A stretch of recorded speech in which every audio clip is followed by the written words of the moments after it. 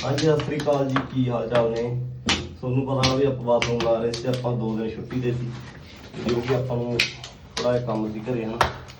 ਤੇ ਆਪਾਂ ਮੰਨ ਲਓ ਫਲੈਸ਼ ਲਾਈ ਆ 3 ਫੁੱਟ ਲਾਈ ਆਪਾਂ 6 ਫੁੱਟ ਦੀ, ਤੇ ਇਹ ਵੀ ਸਾਰੀ ਆਪਾਂ ਲਾਈਟ ਹੀ ਕੀਤੀ। ਕੱਲ ਆਪਾਂ ਵਾਸ਼ਰੂਮ ਮੰਨ ਲਓ ਜਿਹੜਾ ਕੀਤਾ ਉਹ ਕੀਤਾ ਡਾਰਕ, ਇੱਕ ਕੰਧ ਹਾਈਲਾਈਟ ਕੀਤੀ ਉਹਦੀ।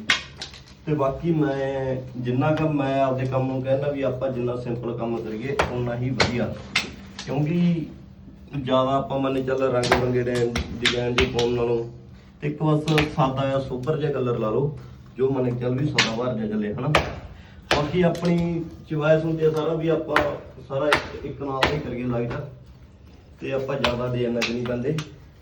ਤੇ ਬਾਕੀ ਆਪਣੀਆਂ ਵੀਡੀਓ ਕਿੱਦਾਂ ਲੱਗਦੀਆਂ ਹਨਾ ਕਮੈਂਟ ਕਰਕੇ ਜ਼ਰੂਰ ਦੱਸੋ ਸਾਰੇ ਭਰਾ, ਤੇ ਆਪਣੇ ਪੇਜ ਨੂੰ ਫੋਲੋ ਜ਼ਰੂਰ ਕਰ ਲਿਆ ਕਰੋ।